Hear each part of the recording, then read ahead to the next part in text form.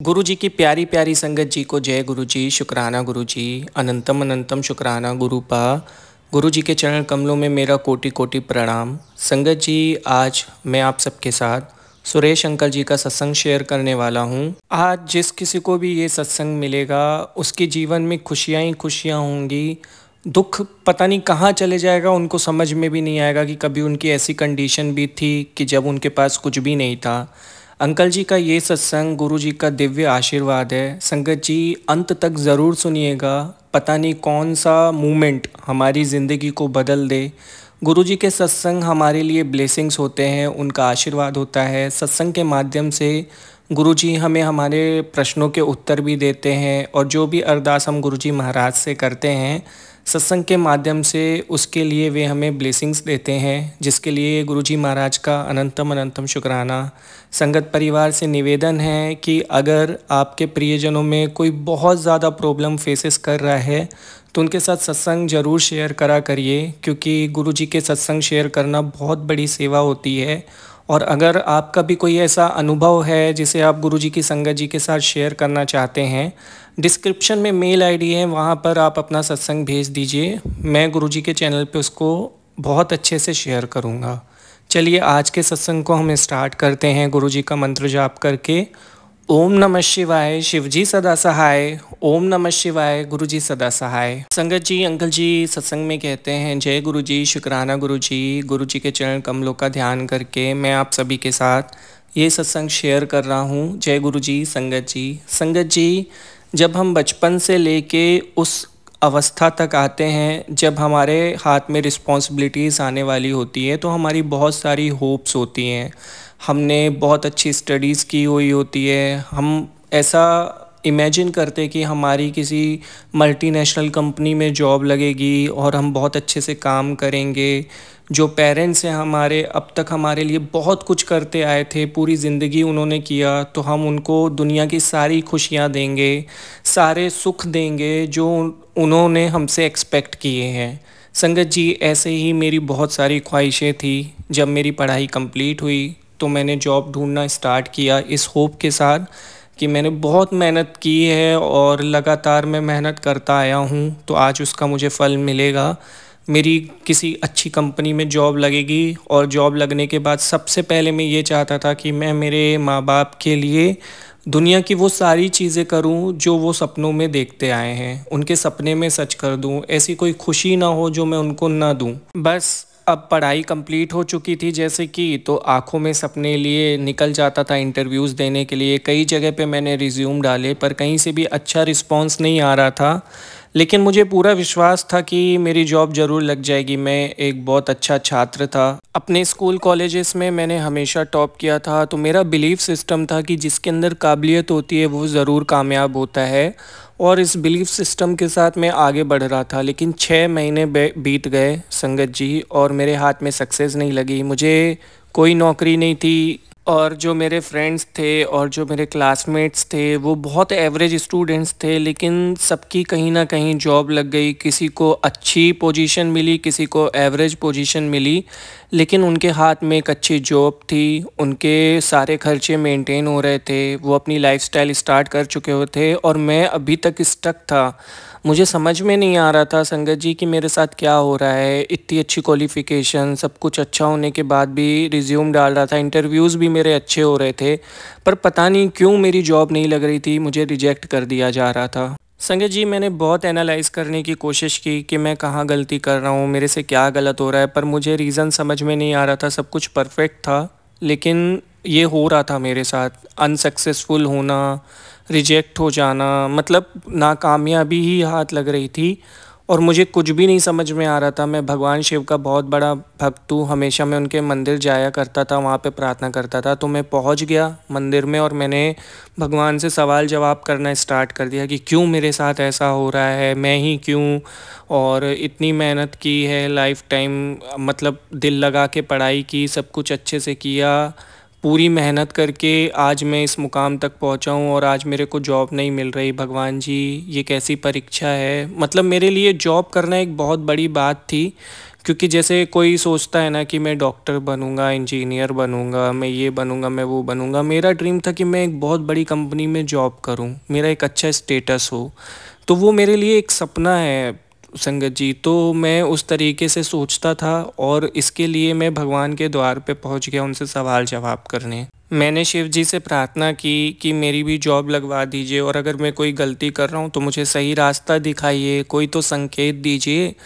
तो शिव जी से प्रार्थना करने के बाद थोड़ा सा मन हल्का हो गया। लेकिन वही अगली सुबह वही रूटीन मेरा, तैयार होना, घर से निकल जाना, इंटरव्यूज़ देना, अप्लाई करना, नौकरी ढूंढना, यही सब चलता रहता था। मेरे पापा ने भी लोन वगैरह लेके मेरे को पढ़ाया लिखाया था, क्योंकि मेरी फैमिली बहुत एवरेज फैमिली है। लेकिन अच्छे स्टूडेंट्स होने की वजह से मुझे मेरे फैमिली ने सपोर्ट किया हमेशा, कभी कोई कमी नहीं होने दी। तो अब मेरा भी फ़र्ज़ बन रहा था कि जो उन्होंने मुझसे एक्सपेक्ट किया है वो मैं पूरा करूं, और जो ये नहीं कर पा रहा था मैं, मेरे मन में बहुत सारे सवाल बन गए थे और दिमाग में बहुत सारा प्रेशर, जिसकी वजह से मेरे परफॉर्मेंस में भी कमी आ रही थी। अब संगत जी, मेरे पास कोई रास्ता नहीं था सिवाय ये कि मैं छोटी मोटी नौकरी कर लूँ ऑप्शनल, जो मेरे लिए नहीं है, जो मेरे स्टेटस से काफ़ी नीचे है, लेकिन मुझे पैसों की ज़रूरत बहुत ज़्यादा थी। तो मैंने फ़ैसला किया कि मैं कॉल सेंटर में ही जॉब कर लूँगा, लेकिन अब मैं खाली हाथ घर पे नहीं बैठूँगा, चाहे कुछ भी हो जाए। फिर संगत जी, मैंने कुछ अच्छे कॉल सेंटर सर्च किए और वहाँ पे जाके अपना रिज्यूम डाला। काफ़ी सारी जगहों से मुझे इंटरव्यू के लिए कॉल आया, तो मैंने हर जगह अप्लाई किया और फिर मैंने ये सोचा था कि जहाँ बेस्ट होगा वहाँ ज्वाइन कर लूँगा। तो सभी ने मुझे एक्सेप्ट कर लिया, क्योंकि मेरी क्वालिफ़िकेशन काफ़ी अच्छी थी, कॉल सेंटर के लिए काफ़ी मतलब सूटेबल थी। अब मुझे चूज़ करना था कि मुझे कहाँ ज्वाइन करना है। तो फिर मैंने एक कॉल सेंटर चूज़ किया और मैंने उसको बिना समय गंवाए ज्वाइन कर लिया। मैंने वहाँ पे स्टार्ट किया। संगत जी, ये कॉल सेंटर के जॉब्स टारगेट बेस्ड होते हैं मोस्टली। तो मेरा टारगेट अच्छे से कंप्लीट हो रहा था, 3 महीने हो चुके थे, लेकिन मैं खुश नहीं था, क्योंकि मैं काम कर रहा था मजबूरी की वजह से। ये काम मेरे लिए नहीं था, जो मैं चाहता था करना, जैसा मेरा ड्रीम था, वो ड्रीम जॉब नहीं थी मेरे पास। लेकिन मैं अपनी मजबूरी की वजह से ये जॉब कर रहा था। मेरे चेहरे पे खुशी नहीं होती थी, और ये बात मेरे घर वाले भी जानते थे। लेकिन मैं अपने घर वालों को निराश नहीं कर सकता था, क्योंकि कब तक मैं ऐसे घर पे बैठा रहता और इंतज़ार करता रहता कि मेरी जॉब लगेगी। मैं अप्लाई अभी भी कर रहा था, लेकिन सच बताऊं, पता नहीं क्या ऐसा प्रॉब्लम था उस टाइम पे कि मुझे जॉब मिल ही नहीं रही थी अच्छी कंपनी में। पता नहीं क्या प्रॉब्लम था, मतलब सब कुछ परफेक्ट होते हुए भी मेरा काम नहीं बन रहा था। धीरे धीरे मेरे ऑफिस में भी लोगों को समझ में आने लगा कि मैं इस जॉब से खुश नहीं हूँ। और वो ऐसे समझ में आया कि जब भी वो बातें करते थे या कहीं पे भी पार्टी का प्लान करते थे जाने के लिए, मैं कभी नहीं जाता था, हमेशा उनको मना कर देता था। तो वो समझने लगे थे कि ये हमारे साथ मिक्सअप नहीं हो रहा है या फिर कोई प्रॉब्लम है। तो एक दिन मेरे एक फ्रेंड ने मुझसे पूछ ही लिया। जब मैंने उसको सारी बातें बताई तो उसने मुझे कहा कि यार, चिंता की कोई बात नहीं है, और ये लाइफ में सबके साथ होता है। हम सब यहाँ पे मजबूरी में जॉब कर रहे हैं। कॉल सेंटर में कौन जॉब करना चाहता है, सबके सपने बड़े बड़े हैं, सब अच्छे अच्छे कॉलेजेस से एजुकेटेड हैं, सबके पास डिग्रीज़ हैं। लेकिन अब क्या कर सकते हो, जब आपको आपकी ड्रीम जॉब नहीं मिल रही है, अप्लाई करते रहो, कभी ना कभी जॉब मिल ही जाएगी। तो उसकी बात मुझे सही लगी, और इस बात को मैं बहुत देर तक सोचा, और फिर मैंने सोचा कि यार, ये कह तो सही रहा है। तो मैंने अपना काम मन लगा के करना स्टार्ट कर दिया और सब कुछ भगवान शिव जी के ऊपर छोड़ दिया कि कभी ना कभी तो ऐसा होगा ना कि मुझे जॉब मिलेगी। ऐसा तो है नहीं कि मैं काबिल नहीं हूँ। संकट जी, जॉब करते करते पूरा पूरा 1 साल हो गया था। मेरी सैलरी 60,000 रुपीज़ थी, जो बिल्कुल भी मेरे लिए सेटिस्फाई नहीं थी। मेरा तो ड्रीम था कि मेरी सैलरी लैक्स में होगी, मैं एक लग्जरी लाइफ स्पेंड करूंगा, लेकिन वैसा कुछ नहीं हो रहा था मेरे साथ। बहुत निराश था अंदर से। संगत जी, फिर एक दिन हमारे कंपनी में एक लड़की आई, न्यू ज्वाइनिंग थी, जिसका डेस्क मेरे बगल में था। उसकी क्वालिफ़िकेशन ज़्यादा स्ट्रॉन्ग नहीं थी, लेकिन उसका डेस्क मेरे बगल में था। तो संगत जी उसको कोई भी हेल्प चाहिए होती थी तो मैं कर देता था हमेशा। एक दिन मैंने उसके हाथ में गुरुजी का ब्रेसलेट देखा और पता नहीं क्यों मेरे मन में सवाल आया, तो मैंने उससे क्वेश्चन कर लिया। और इसके पीछे एक और रीज़न था, क्योंकि गुरुजी के साथ शिव जी भी थे उस ब्रेसलेट में। तो मैंने उनसे पूछा कि ये कौन है और ये ब्रेसलेट तुमने क्यों पहना है। तो उसने मुझे गुरुजी के बारे में बताया और सारी बातें बताई, कैसे संगत परिवार अपने सत्संग शेयर करती है। कई सारे सत्संग उसने मुझे सुनाए भी और बहुत तारीफ़ की उसने। बहुत मतलब मुझे बताया कि गुरुजी के मंदिर जो भी जाता है खाली हाथ नहीं आता है। उसकी इतनी तारीफ़ करने के बाद भी, गुरुजी के बारे में इतना जान लेने के बाद भी मेरे मन में कोई इंटरेस्ट नहीं आया और मैंने विश्वास भी नहीं किया। मैं झूठ नहीं बोलूँगा, क्योंकि मैं बहुत ही प्रैक्टिकल लड़का था और मेरी सोच ये थी कि सिर्फ़ और सिर्फ शिव भगवान ही है, वही सच है एक दुनिया में, और कोई भगवान नहीं होते हैं। क्योंकि मेरा विश्वास तो शिव जी भगवान पे था। मैं मूर्ख था, क्योंकि मेरी सोच उतनी ही होगी ना जितनी एक मूर्ख इंसान की हो सकती है। और मैं मूर्ख इसलिए था क्योंकि मैंने उस टाइम पे गुरुजी को नहीं पहचाना। तो मैं अपने आप को मूर्ख ही बोलूँगा। जिसने भी गुरुजी को नहीं समझा या नहीं जाना या इग्नोर कर दिया, वो मूर्ख है। क्योंकि गुरुजी महाराज स्वयं शिव स्वरूप परमात्मा है। इस धरती पे हमें परमात्मा का साथ मिला है, गुरुजी महाराज का साथ मिला। ये कितनी बड़ी बात है। मतलब जिस मंदिर में जाके मैं प्रेयर्स करता था, अरदास करता था, वो मेरी आंखों के सामने थे, लेकिन मैं उन्हें पहचान नहीं पाया। वो जो मेरी कलीग थी जिसका डेस्क मेरे बगल में था, डेली उससे बातें होती थी, तो बातों बातों में बहुत सारी बातें होती चली गई। फिर एक दिन मैंने उसे अपनी प्रॉब्लम के बारे में भी शेयर किया, क्योंकि वो भी मुझसे बहुत कुछ शेयर करने लगी थी। तो जनरली बातें हो जाती है जब हम फ्रेंड्स बन जाते हैं। तो उसने मुझे सजेस्ट किया कि मैं गुरुजी के मंदिर जाऊं और उनसे प्रार्थना करूं अपने ब्राइट फ्यूचर के लिए। तो मैंने उसे उसी वक्त मना कर दिया और मैंने उससे कहा कि मैं भगवान शिव में विश्वास करता हूं और वही एक भगवान है धरती पे, और किसी में मेरा विश्वास नहीं होता है। तो उसने कहा कि चलो ठीक है, कोई बात नहीं, अगर तुम मंदिर नहीं जाना चाहते हो तो कम से कम उनका एक स्वरूप तो तुम डाउनलोड कर ही सकते हो मोबाइल में और उनके सत्संग सुन सकते हो। तो मैंने उसे कोई रिप्लाई नहीं दिया, पर मैं घर आया और मैं पता नहीं क्यों इस बारे में बहुत सोच रहा था। फाइनली मैंने सोचा कि यार क्या बुराई है, और वो भी तो एक संत ही है। अब मुझ जैसा अज्ञानी इंसान उस समय पे क्या सोच सकता था। इतनी ही सोच हो सकती थी ना उस समय पे कि वो एक संत हैं।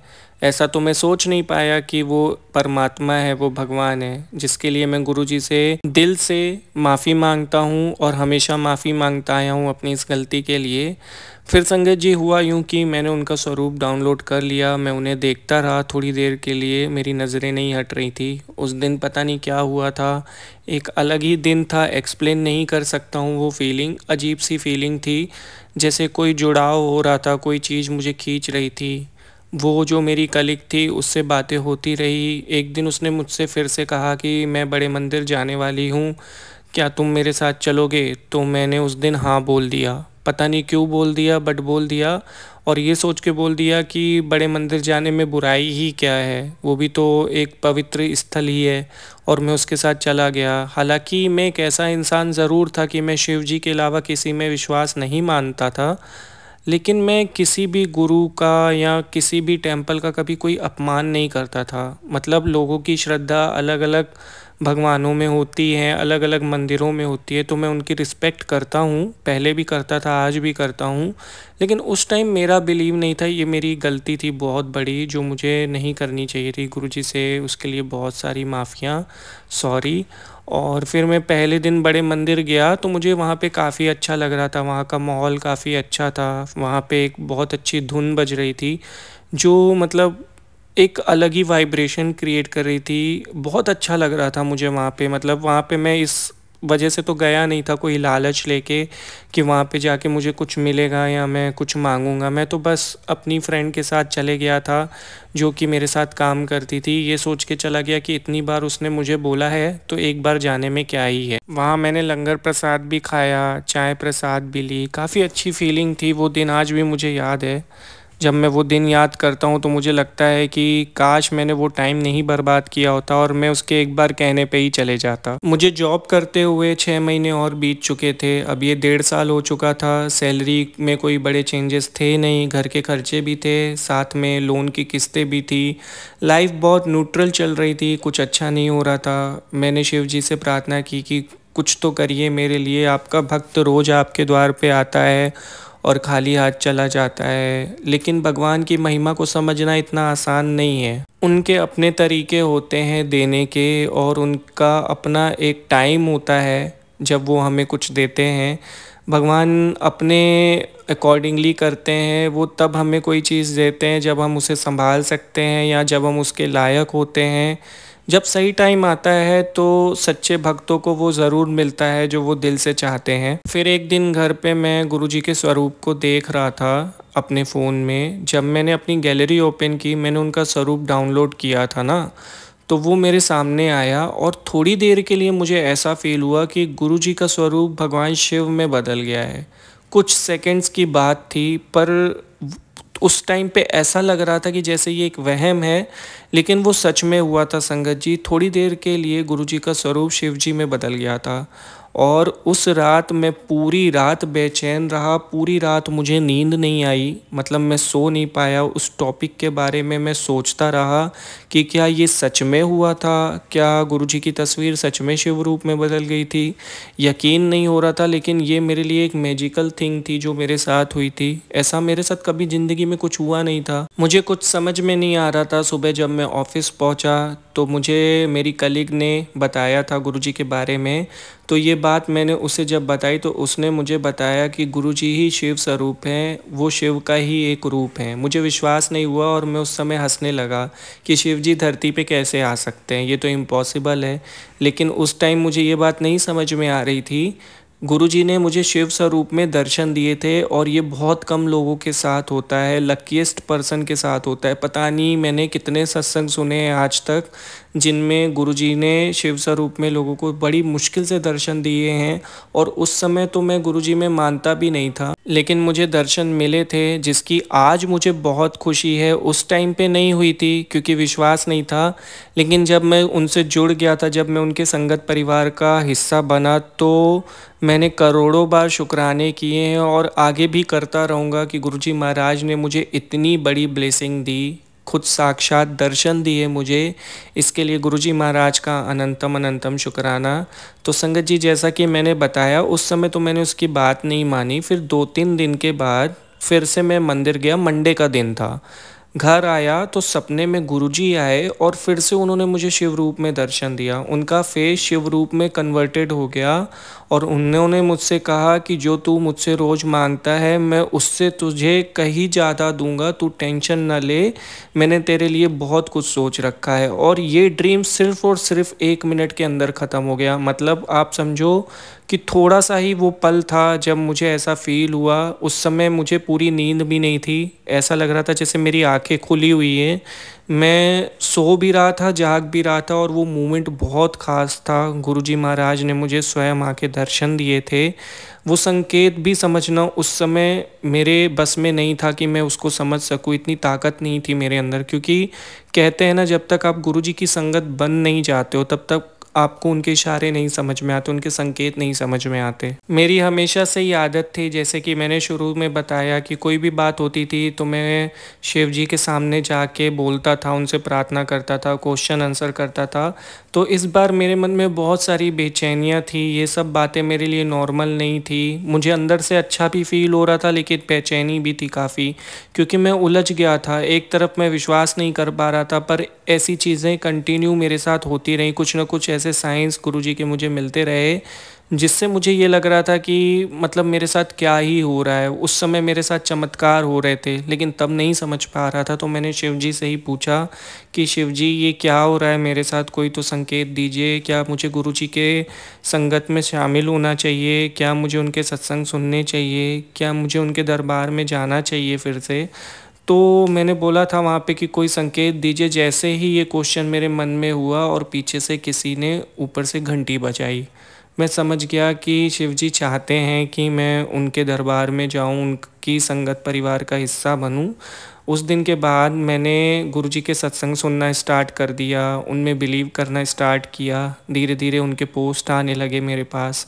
उनमें सत्संग सुनते सुनते मेरी श्रद्धा बढ़ती गई, डे बाय डे इंक्रीज़ हो रही थी। जैसे जैसे मैं सत्संग सुन रहा था वैसे वैसे मेरी श्रद्धा उनके प्रति बढ़ती जा रही थी। हालांकि अभी तक मेरे साथ लाइफ में कुछ ऐसा हुआ नहीं था, गुरुजी महाराज ने मुझे दर्शन दिए थे, लेकिन मेरी श्रद्धा इस वजह से बढ़ रही थी क्योंकि जब मैं दूसरे ही संगत जी के बारे में इतने सारे सत्संग सुन रहा था कि कैसे गुरुजी ने उनके कष्टों को काटा है, रोगों से मुक्त किया है, फाइनेंशियल टाइम पे उनकी हेल्प की है, तो ये सब सुनने के बाद मुझे बहुत अच्छा लग रहा था। अब एक सवाल ये भी आता है ना मन में कि जब इतनी सारी संगत सत्संग शेयर कर रही है तो सही होगा, मतलब हर दूसरे तीसरे दिन कोई ना कोई संगत अपना सत्संग शेयर कर रही है, इसका मतलब ये था कि हर दिन गुरुजी किसी ना किसी को ब्लेस कर रहे थे।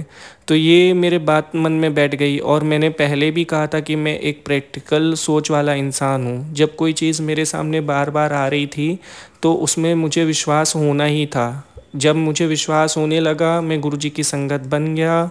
उसके बाद जाके मैंने उनसे अरदास करी और अपनी प्रॉब्लम बताई कि मेरे साथ ऐसा ऐसा हुआ है और मुझे ये जॉब नहीं पसंद है, गुरुजी महाराज कुछ करिए, मेरी लाइफ को ट्रैक में लेके आइए, मेरे सपनों को पूरा करिए। बहुत अरदास करता था, बहुत सारे सत्संग सुनता था, कुछ हो नहीं रहा था।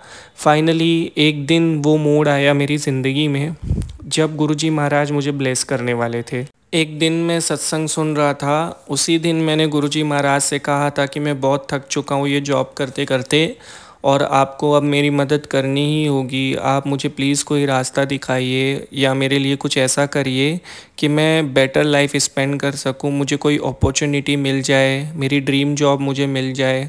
मैंने फिर से रिज्यूम डालना भी स्टार्ट कर दिया था उस टाइम पे। तो एक सत्संग आया मेरे पास जिसमें एक आंटी जी ने बताया था कि हमारे साथ जो भी होता है अच्छे के लिए होता है और गुरुजी हमें तब देते हैं जब वो हमारे लिए सही हो। और उनका एक सत्संग में एक और था कि मानो मांगो मत, मतलब उनमें मानो और मांगो मत, जो अच्छा होगा गुरुजी महाराज हमें खुद ही दे देंगे। ये सत्संग सुना, अब मेरी उनमें आस्था थी तो मैंने वो रूल्स फॉलो किए, मतलब मैंने मांगना छोड़ दिया और गुरुजी महाराज से अब मेरी अरदास ये होती थी कि जो भी मेरे लिए बेस्ट है वो आप कर दीजिए। तो फिर मेरे पास इस टाइप के पोस्ट आने लगे एक महीने के बाद कि तू अपने काम को खुश होके नहीं करता, अपने काम से प्यार नहीं करता, इस वजह से तू पीछे है। जिस दिन तू अपने काम को प्यार करने लगेगा तेरी तरक्की हो जाएगी। मैंने तुझे ब्लेस कर दिया है, तेरे साथ जो हो रहा है मेरी देख रेख विच हो रहा है, बहुत जल्दी तुझे कामयाबी मिलेगी। फिर एक दिन मुझे एक पोस्ट ये भी मिला कि अब तेरे घर में नोटों की बारिश होने वाली है, जल्दी से शुक्राना कर दे, फिर देख नज़ारे। इस तरह के पॉजिटिव मैसेजेस आते रहे आते रहे आते रहे और हुआ यूँ मेरे साथ मिरेकल कि मुझे जो टारगेट्स मिलते थे, पहले मैं टारगेट्स पूरा करता था और बहुत आसानी से कर लेता था, और जब मेरा टारगेट पूरा हो जाता था तो मैं ध्यान नहीं देता था। अब सपोज़ दैट 30 दिन का जॉब है मेरा, तो मेरा टारगेट 15 दिन में हो जाता था, 20 दिन में हो जाता था, लेकिन फिर मैं उसके ऊपर ध्यान नहीं देता था, एक्स्ट्रा वर्क नहीं करता था। टारगेट पूरा कर लिया, अब क्या ही काम बचा है। तो फिर उसके बाद मैंने क्या किया, मैंने ध्यान देना स्टार्ट कर दिया, क्योंकि गुरुजी महाराज का आदेश था कि मैं अपना काम खुश होके नहीं करता हूँ। मैं टारगेट से ज़्यादा काम करने लगा और इस बार मैं मन लगा के काम कर रहा था। मैंने अपने काम से प्यार नहीं किया था। मैं आइडेंटिफाई कर रहा था कि मैं कॉल सेंटर में जॉब कर रहा हूँ, पर मैं ये नहीं देख रहा था कि कॉल सेंटर में भी तरक्की की जा सकती है। मेरा दिमाग, मेरा बिलीफ सिस्टम दूसरी तरीके से काम कर रहा था। मुझे ये लगता था कि मल्टीनेशनल कंपनी में ही जॉब करके कामयाब हुआ जा सकता है, पर ऐसा नहीं था। आप जहाँ पे भी काम करते हो, अगर आप वहाँ पे बेस्ट होते हो, चाहे आप रोड पे एक रेडी लगा लो, अगर आप उस काम को पूरे दिल से करते हो और पूरी शिद्दत से करते हो तो आप बहुत आगे निकल जाते हो। आज मैं ये सत्संग लिख रहा हूँ क्योंकि मुझे वो मिला है जो बहुत करोड़ों लाखों में एक इंसान को मिलता है। मुझे वो बिलीफ सिस्टम मिला जिससे इंसान कामयाब हो सकता है, वो गुरुजी ने दिया। जब आप गुरुजी की संगत बन जाते हैं तो आपको वो माइंडसेट मिलता है, आपको वो कामयाबी के रास्ते मिलते हैं। नहीं तो कई लोग तो रास्तों पे चलते रहते, कामयाबी उनके हाथ नहीं आती, वो मंजिल तक नहीं पहुंच पाते, या उनकी किस्मत काम नहीं करती, बैड लक चल रहा होता है उनके साथ। जब कोई संगत का हिस्सा बन जाता है, सत्य की राह पे चलता है, सत्संगों में भाग लेता है, तो पॉजिटिव एनर्जीज उसके चारों ओर आ जाती हैं। उसका ऑरा स्ट्रांग हो जाता है, उसको सही गलत दिखने लगता है, उसकी दिशाएं बदल जाती हैं, उसको सही रास्ते मिलने लगते हैं और सब कुछ समझ में आने लगता है। तो मुझे समझ में आया, अरे मैं तो अपने काम में ध्यान ही नहीं दे रहा था, मेरे पास तो जॉब है, अगर मैं चाहूँ तो इसे अच्छे से करके यहीं से प्रमोशन कर सकता हूँ। मैं धीरे धीरे अपने काम में ध्यान देने लगा, मेरा टारगेट ज़्यादा होने लगा। कुछ महीनों बाद मेरी सैलरी 2x हो गई, मुझे अच्छा प्रमोशन मिला, मुझे और जगह से ऑफ़र आने लगे। कुछ ऐसे इंटरनेशनल क्लाइंट्स थे जिसको मैं डील करता था, उनको मेरा काम इतना पसंद था कि मुझे वो वहाँ के जॉब्स के लिए मतलब ऑफ़र करने लगे संगत जी। मतलब दिन बदल गए, आप समझ लो कि मेरे दिन ही बदल गए। जहाँ पे मैं काम कर रहा था वहाँ पे मैं 1.5 साल से काम कर रहा था, मेरी आंखों के सामने सब कुछ था, कामयाबी मेरे डेस्क पे रखी हुई थी, पर मैं उसको देख नहीं पा रहा था। कैन यू बिलीव दिस कि आपके सामने ये चीज़ है लेकिन आप उसको उठा नहीं पा रहे हो। मतलब चारों उंगलियां घी में, कैसे घी में थी। मैं एक हाई एजुकेटेड पर्सन था जो वहाँ पे काम करता था और सबसे ज़्यादा बेस्ट काम करता था क्योंकि मेरा नॉलेज अच्छा था। अब जहाँ पे आप बेस्ट हो वहाँ पे आगे निकलने की अपॉर्चुनिटीज़ ज़्यादा होती है ना। यहीं पे कहीं पे मैं मल्टीनेशनल कंपनी में होता तो वहाँ पे तो बहुत सारे इंटरनेशनल कॉलेज के स्टूडेंट्स होते जहाँ पे मेरा कंपटीशन हाई होता, तो शायद मैं इतना आगे नहीं जा पाता। लेकिन वहाँ से मुझे बहुत ऑफ़र्स मिले, मेरी सेल्स बढ़ती गई, सेल्स पे मुझे कमीशन अच्छा मिलता था।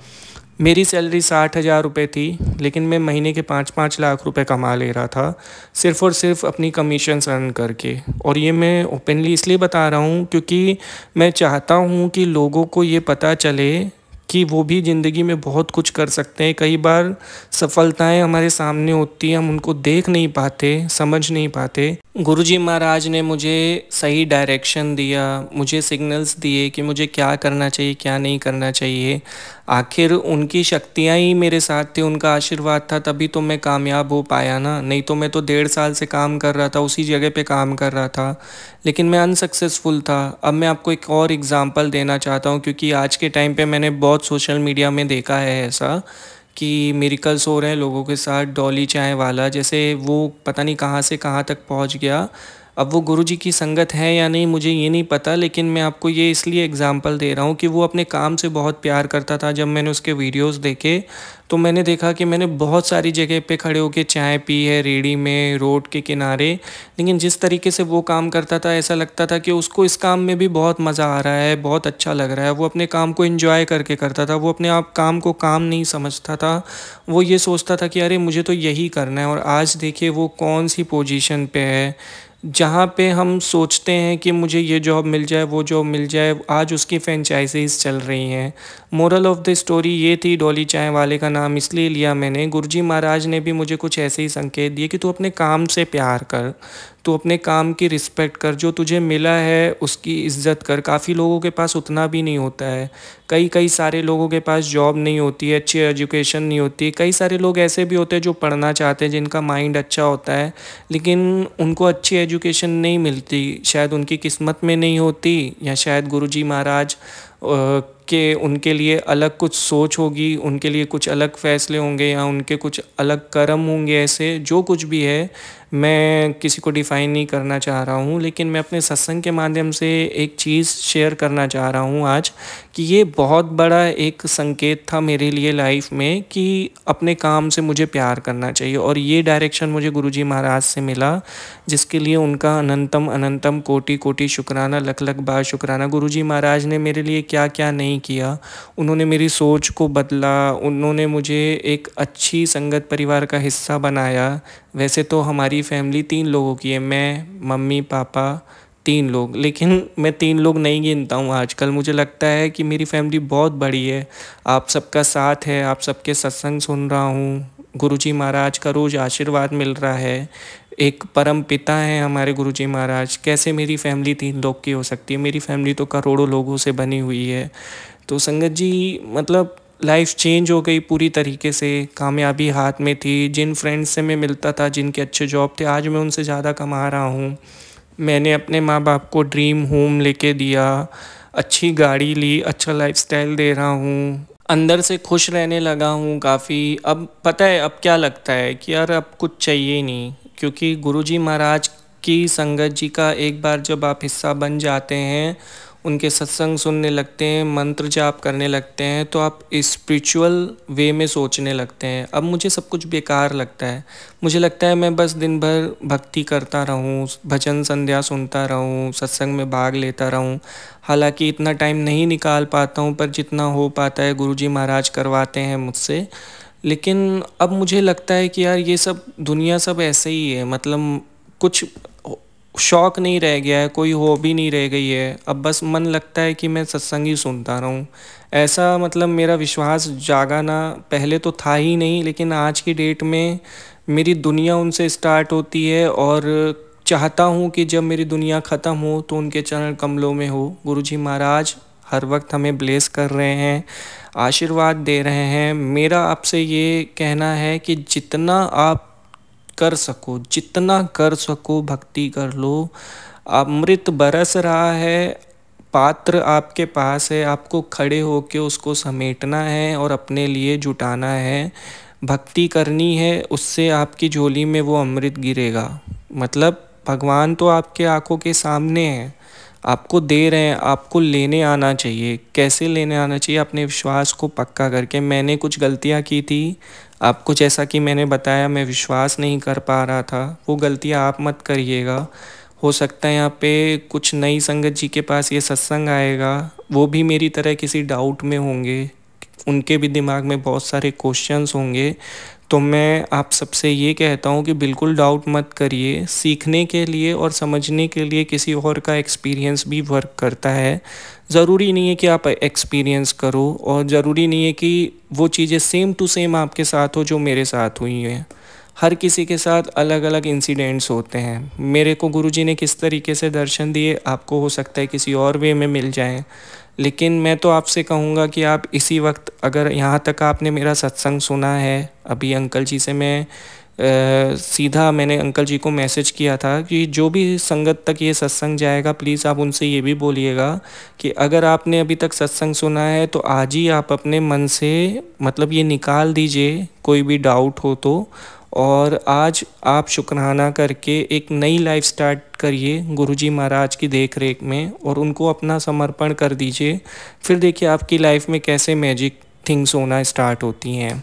अब आगे मैं आपको ये बताना चाहता हूँ कि आज मैं खुद का बिजनेस भी करता हूँ और एक सक्सेसफुल पर्सन हूँ, जिसके लिए गुरुजी का अनंतम अनंतम अनंतम अनंतम अनंतम अनंतम कोटि कोटि लख लख लख लख बार शुक्राना। जीवन में जो कुछ भी चाहिए था वो सब तो उन्होंने मुझे दे दिया। अब मुझे चाहिए क्या? उनका आशीर्वाद हमेशा, और कुछ नहीं चाहिए। गुरुजी का आशीर्वाद जिसके साथ होता है, ना तो उसे कामयाबी चाहिए होती है, ना ही कोई और चीज़, क्योंकि उसको इतना मिल रहा होता है ना कि उसको किसी चीज़ की ज़रूरत पड़ती ही नहीं है। तो गुरुजी महाराज का आशीर्वाद चाहिए, और ये ही है मांगो मत मानो। असली वे यही है। अब मैं मांगता नहीं हूँ, मैं विश्वास करता हूँ।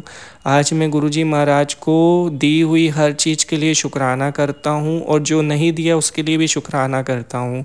अगर वो मुझे कोई जॉब दे देते तो मैं यहाँ नहीं होता ना। तो उन जो वो देख सकते हैं वो हम नहीं देख सकते। वो जानी जहान है, वो जानते हैं कि क्या बेस्ट है। मेरी काबिलियत बहुत बड़ी थी, मैं सिर्फ जॉब करने के लिए नहीं बना था। मैं तो पार्टनरशिप में काम कर रहा हूँ अब, मतलब मैं बिज़नेस भी कर रहा हूँ, मुझे टारगेट्स में कमीशंस भी मिलते हैं, बहुत सारी चीज़ें कर रहा हूँ। मैं कहाँ जॉब कर रहा हूँ। तो उन्होंने तो मुझे बहुत कामयाब कर दिया। मेरी एक्सपेक्टेशन तो बहुत छोटी थी, लेकिन उस समय पे वो बहुत बड़ी लगती थी। इसलिए मांगिए मत मानिए। अपनी लाइफ में ये रूल अपना लीजिए। आप गुरुजी से कुछ मत मांगिए, बस उनके सामने समर्पण करिए, अपनी प्रॉब्लम बोलिए, और उसके बाद बोलिए कि आपको जो सही लगता है मेरे लिए डिसीज़न लीजिए। फिर देखिए कुछ ना कुछ आपके साथ ऐसा ज़रूर होगा जिससे आप भी अगली बार अपना सत्संग ज़रूर शेयर करेंगे। संगत जी, अब मैं आपसे माफ़ी चाहूँगा अगर मुझसे सत्संग लिखते वक्त कोई भी गलती हो गई हो। अंकल जी बहुत बहुत शुक्रिया कि आपने मेरा सत्संग एक्सेप्ट किया और इंतज़ार रहेगा कि कब आप इस सत्संग को शेयर करते हैं। बहुत बेसब्री से मैं इंतज़ार कर रहा हूँ कि आप सत्संग शेयर करें, और मैं भी उसे बहुत सुनने की मतलब मेरी बहुत इच्छा हो रही है। तो जल्दी से जल्दी शेयर कर दीजिएगा। आपका बहुत बहुत शुक्रिया।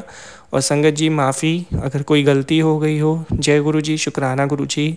ओम नमः शिवाय, शिव जी सदा सहाय। ओम नमः शिवाय, गुरु जी सदा सहाय। बहुत ही प्यारा, बहुत ही ब्लेसफुल सत्संग था अंकल जी। बहुत बहुत शुक्रिया, आपने ये सत्संग शेयर किया। आज ये सत्संग सुन के मुझे भी बहुत ज़्यादा ब्लेस्ड फील हो रहा है। और सत्संग ऑफ कोर्स मैं शेयर कर रहा हूँ, लेकिन ये मेरे पास भी आया है तो शायद गुरुजी मुझे भी बहुत सारा ब्लेस करना चाह रहे होंगे। कोई ना कोई संकेत ज़रूर मिला है। संगत जी बहुत ही प्यारा सत्संग था। एक बार दिल से शुक्राना कर दीजिए कमेंट्स में जाके, मुझे पता चले कि कितनी उपस्थिति है आप सभी की। शुक्राना ज़रूर करिएगा। और जो भी व्यक्ति आपके सामने इतना पैशनेट है उसके साथ ज़रूर ये सत्संग शेयर करिएगा। सत्संग नसीब वालों को मिलते हैं, जिनको मिलते हैं उनको मतलब उनकी दुनिया बदल जाती है। अंकल जी अगर आपका सत्संग सुनाने में कोई भी तरह की मिस्टेक हो गई हो तो उसके लिए मुझे माफ़ कर दीजिएगा। फ़्लो में थोड़ा थोड़ा कभी कभी कोई वर्ड इधर उधर हो जाता है, तो उसके लिए मुझे माफ़ कर दीजिएगा। बाकी बहुत ही प्यारा सत्संग शेयर किया। गुरुजी आपको बहुत ब्लेस करें, आपकी पूरी फैमिली को ब्लेस करें, आपके जो भी ड्रीम्स है वो सब कुछ वो पूरे करें। गुरुजी से मेरी यही प्रार्थना है। और जो भी संगत अभी ये सत्संग सुन रही है, गुरुजी उन्हें भी बहुत सारा ब्लेस करें। लाखों करोड़ों संगत डेली सत्संग सुन रही है, गुरुजी उन सबको ब्लेस करें, सबके सपने पूरे करें। मेरी गुरुजी से यही प्रार्थना है। संगत जी शुक्राने सत्संग ज़रूर शेयर करा करिए, उससे बहुत सारी ब्लेसिंग्स मिलती है। कितना आसान है, आपको सत्संग लिख के जीमेल आईडी पे भेजना है, डिस्क्रिप्शन में मैंने दी हुई है। मुझे इंतज़ार रहेगा कि मैं कब आपके सत्संग शेयर कर पाऊँ। संगत जी आज मुझे गुरुजी महाराज से बहुत प्यारी प्यारी ब्लेसिंग्स मिली हैं और हमेशा की तरह वो मैं आप सबके साथ शेयर कर रहा हूँ। सबसे पहली ब्लेसिंग जो मुझे आज सुबह सुबह मिली थी कि तू अपने घर का सबसे अमीर इंसान होगा, पैसे रखने की जगह नहीं होगी, बस तू जय गुरुजी लिख दे और शुक्राना कर, फिर देख नज़ारे। संगत जी ये ब्लेसिंग मुझे सुबह सुबह मिली थी, बहुत ही प्यारी ब्लेसिंग है एंड आई नो ये ब्लेसिंग की ज़रूरत सबको थी। तो गुरुजी महाराज ने आज हमें ब्लेस किया, इसके लिए उनका अनंतम अनंतम कोटि कोटि शुक्राना। सेकंड ब्लेसिंग मुझे मिली वो ये थी कि लिखा हुआ था तेरी ऐश अब पक्की है, बस तू दिल से शुक्राना कर दे और जिसे तू खुश देखना चाहता है उसके साथ ये संदेश शेयर कर दे। तो ये भी बहुत प्यारी ब्लेसिंग थी। संगत जी आप भी इसको ज़रूर शेयर करिएगा। गुरुजी ने खुद कहा है उनके मैसेज दिव्य आशीर्वाद होते हैं, उनका कहा हमें मानना चाहिए। जय गुरुजी, शुक्राना गुरुजी। संगत जी गुरुजी हमें इतना सारा पल पल ब्लेस करे, इसके लिए उनका अनंतम अनंतम कोटि कोटि लख लख बार शुक्राना। आप भी अपने सत्संग ज़रूर शेयर करिए। एक बार आप मेरी बात मान के देखिए, अपने सत्संग शेयर करिए गुरुजी की संगत जी के साथ, ये सेवा करके देखिए, आपको दिल से बहुत अच्छा लगेगा और आपकी सारी मनोकामनाएं पूरी होगी। और अगर नहीं होगी तो आप कमेंट करके बताना। मेरा विश्वास इतना ज़्यादा पक्का है कि मैं एकदम कॉन्फिडेंस के साथ आपको बोल सकता हूँ कि सत्संग करने से बहुत फ़ायदा होता है। गुरुजी महाराज हमें ब्लेस करते हैं, बहुत सारा ब्लेस करते हैं। पता नहीं कितने मैंने सत्संग सुने हैं जिसमें ये मैंने निश्चित रूप से सुना है कि सत्संग शेयर करने से हमारे सारे कष्ट कट जाते हैं। संगत जी बहुत आसान है, डिस्क्रिप्शन में मेल आईडी वहाँ लिख कर भेज दीजिए। अगर आपको रिकॉर्डिंग भेजनी है तो छोटा सा स्टेप फॉलो करना पड़ेगा। आप बोलिएगा कि मैं इस चैनल पे अपना सत्संग शेयर कर रहा हूँ, फिल करिएगा कि इस चैनल पे, मतलब मेरा चैनल का नाम ले लीजिएगा और फिर अपनी रिकॉर्डिंग करके मुझे भेज दीजिएगा, मैं उसे शेयर कर दूँगा। और अगर अभी तक आपने चैनल को सब्सक्राइब नहीं किया है तो कर दीजिए। ऐसे ही ब्लेसफुल सत्संग मैं यहाँ पे शेयर करता रहता हूँ और नोटिफिकेशन के लिए आप बेल आइकॉन प्रेस करके रखिए, आपको अपडेट्स मिलते रहेंगे। जय गुरु जी, शुक्राना गुरु जी। मैं सत्संग को यहीं गुरु जी के मावन मंत्र से आपके साथ विराम देता हूँ। ओम नमः शिवाय, शिव जी सदा सहाय। ओम नमः शिवाय, गुरु जी सदा सहाय। जय गुरु जी, शुक्राना गुरु जी।